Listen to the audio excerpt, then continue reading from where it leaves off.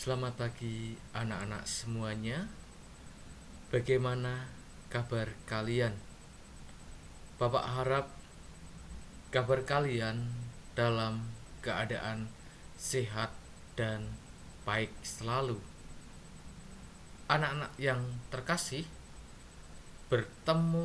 berjumpa kembali dengan saya Bapak Endi Prianto dalam pelajaran pendidikan agama Katolik.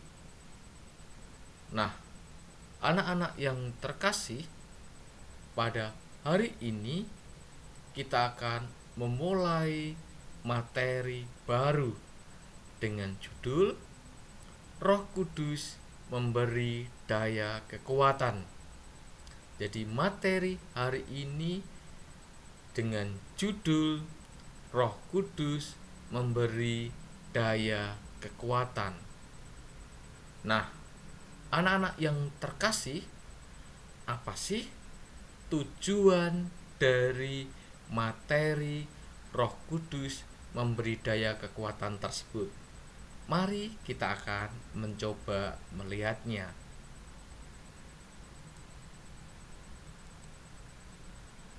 Anak-anak yang terkasih, tujuan materi hari ini adalah anak-anak dapat semakin memahami daya karya Roh Kudus bagi para rasul dan gereja. Jadi, anak-anak dapat memahami daya karya Roh Kudus bagi para rasul dan gereja. Itu tujuannya. Lah, model penilaiannya seperti apa? Mari kita coba lihat model penilaiannya. Yang pertama adalah keaktifan. Lalu yang kedua adalah sikap. Lalu yang ketiga adalah tugas. Jadi model penilaiannya adalah keaktifan anak, sikap anak dalam mengikuti pembelajaran, dan tugas yang diberikan oleh Bapak, lalu kalian mengerjakannya. Nah, inilah tujuan dan model penilaian dari materi yang akan kita bahas bersama-sama ini. Lah, latar belakangnya apa? Mari kita coba lihat latar belakangnya. Anak-anak yang terkasih, Pentakosta adalah peristiwa turunnya Roh Kudus atas para rasul. Jadi Pentakosta adalah peristiwa turunnya Roh Kudus atas para rasul. Melalui peristiwa Pentakosta, gereja ingin mengungkapkan kepercayaan bahwa Roh Kudus datang dari Allah dan menggerakkan para rasul seperti angin yang kencang. Ya, seperti angin yang kencang.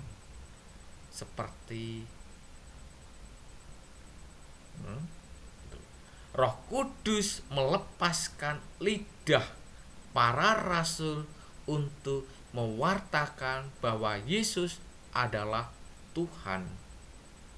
Roh Kuduslah yang mengobarkan semangat para rasul sehingga para rasul berani untuk mewartakan dengan semangat yang berapi-api seperti nyala api.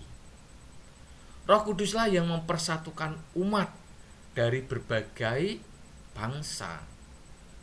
Maka anak-anak yang terkasih, berkat Roh Kudus,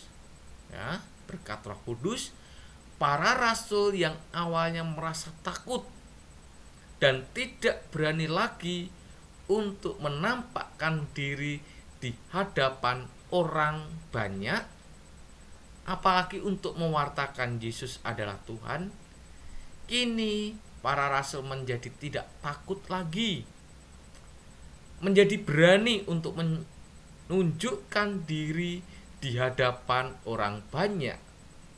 Bahkan para rasul berani mewartakan bahwa Yesus, bahwa Mesias adalah Tuhan.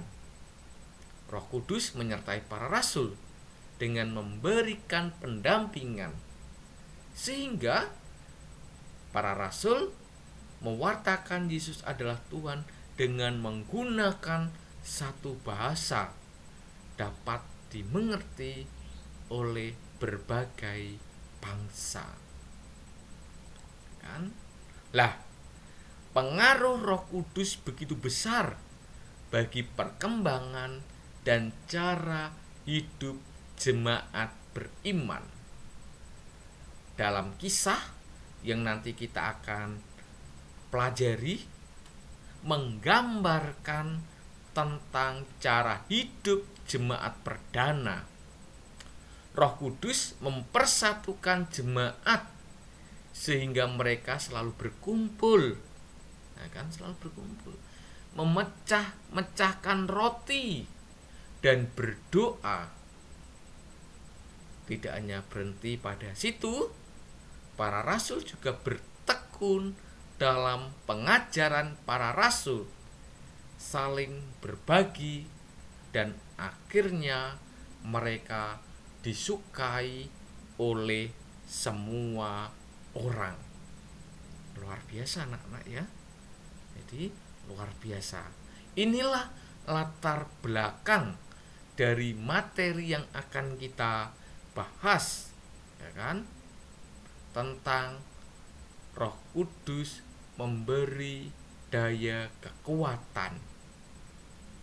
Nah, anak-anak yang terkasih, setelah kita melihat tujuan, model penilaian, sekaligus juga latar belakang dari materi Roh Kudus memberi daya kekuatan, mari kita berdoa lebih dahulu agar Tuhan senantiasa membimbing dan menyertai dalam pelajaran kita hari ini.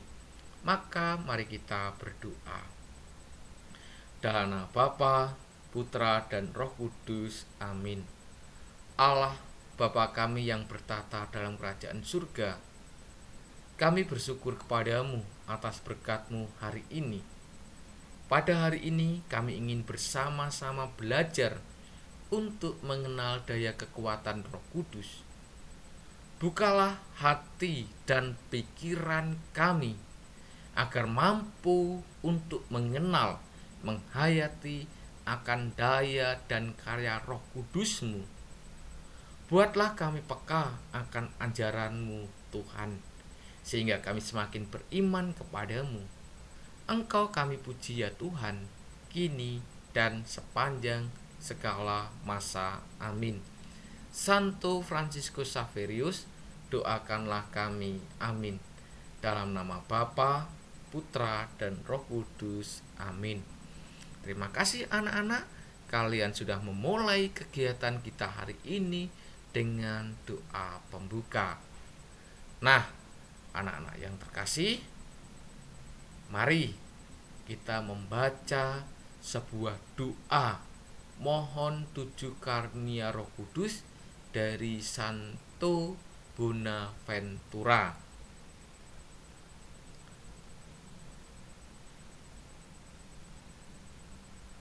Doa akan Bapak bacakan, anak-anak menyimaknya. Doa mohon 7 karunia Roh Kudus. Kami mohon kepada Allah Bapa yang penuh belas kasih melalui Engkau Putra Tunggalnya yang menjadi manusia demi keselamatan kami yang disalibkan dan dimuliakan demi kami, agar mengirimkan kepada kami dari perbendaharaan harta karun surgawi ke-7 karunia Roh Kudus yang menaungi Engkau dalam segala kepenuhannya. Karunia kebijaksanaan guna memampukan kami menikmati buah dari pohon kehidupan yang adalah sungguh Engkau sendiri. Karunia pengertian guna mencerahkan akal budi kami.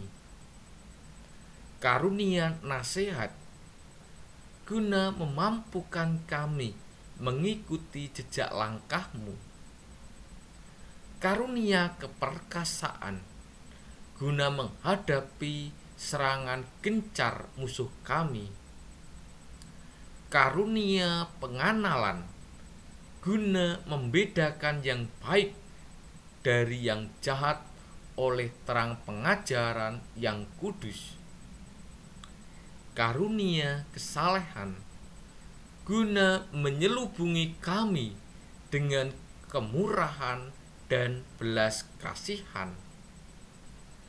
Karunia takut akan Allah guna menjauhkan kami dari segala yang jahat dan tinggal damai dalam keterpesonaan akan kemuliaan-Mu yang abadi. Ya Tuhan, permohonan kami, sudilah Engkau mengabulkan demi kehormatan nama-Mu yang kudus, bersama Bapa dan Roh Kudus, segala sembah, sujud, dan kemuliaan, puji-pujian, keagungan, dan kuasa selama-lamanya. Amin.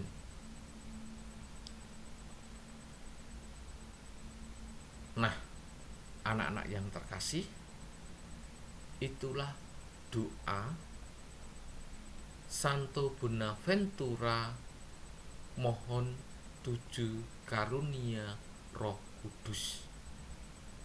Karunia kebijaksanaan, pengertian, nasihat, keperkasaan, pengenalan, kesalehan, dan karunia takut akan Allah.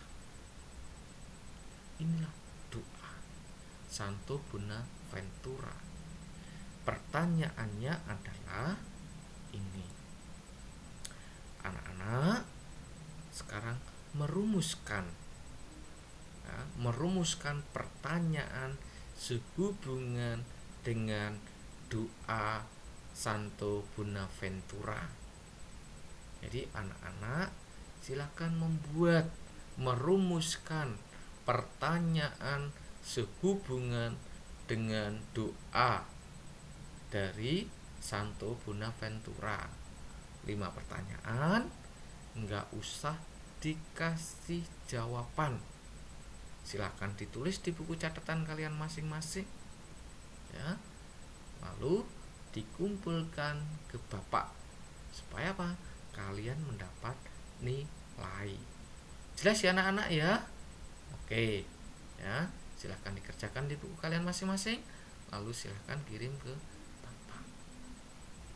Baik, anak-anak yang terkasih, kalau anak-anak sudah jelas, maka mari kita tutup pelajaran kita hari ini dengan doa penutup.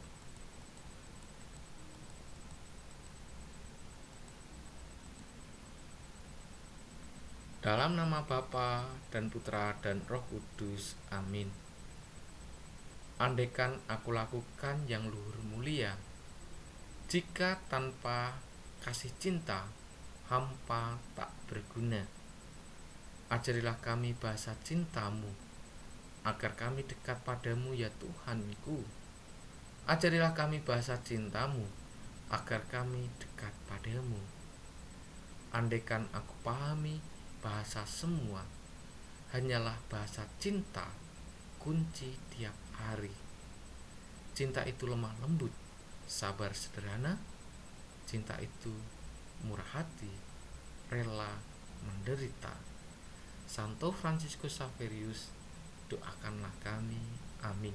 Dan nama Bapa, Putra, dan Roh Kudus. Amin. Terima kasih anak-anak, kalian sudah mengikuti pembelajaran hari ini dengan sungguh-sungguh. Tuhan memberkati kalian semua. Amin.